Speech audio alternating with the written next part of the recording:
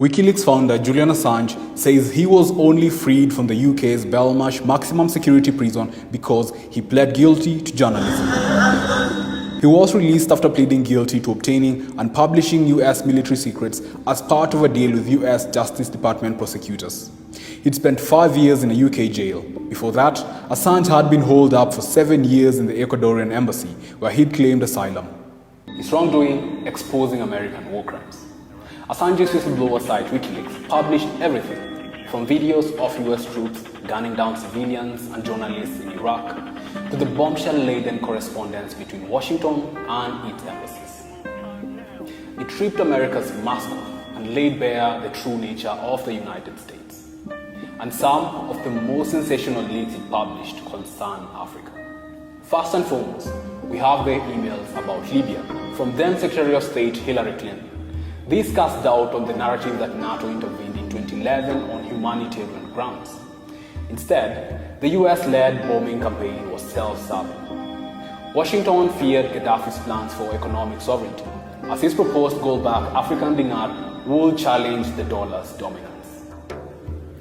The global South's dependence on the US currency had to be maintained at all costs. Such interest was also driving French and British support for the coup against Gaddafi. The Clinton email treasure trove reveals that both President Sarkozy and Prime Minister Cameron rushed to Tripoli to lay claim to Libya's massive oil reserves. One email suggests French firms were eyeing to control 35% of Libya's oil sector. How very humanitarian. Leaked cables also revealed that the US had been spying on African diplomats, especially those from countries critical of US policies. A cable from 2008 instructed US officials to collect biographical and biometric data on African envoys attending a UN General Assembly meeting. These included fingerprints and irises, as well as reports on personal habits and political views. The African Union condemned the surveillance as a violation of international law and an infringement on the sovereignty of UN member states. Corruption in Kenya was also exposed. Published leaks reveal how a former president looted billions of dollars and laundered hundreds of millions for Nigerian friends. They also show the complicity of Western countries in the looting of Africa, with the money trail leading to the UK, Switzerland, and tax havens in places like the Cayman Islands.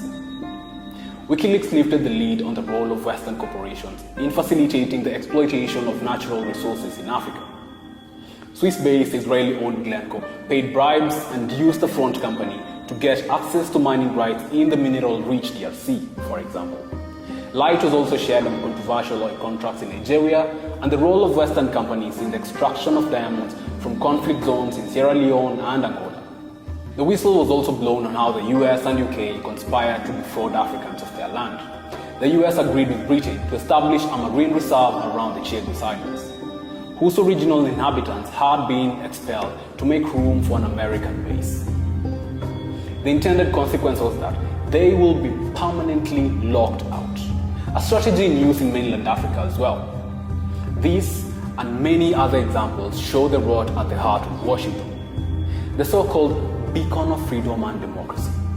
Wikileaks provided the world with an unfiltered view of what exactly the US stands for: psychopathic and compromising hegemony.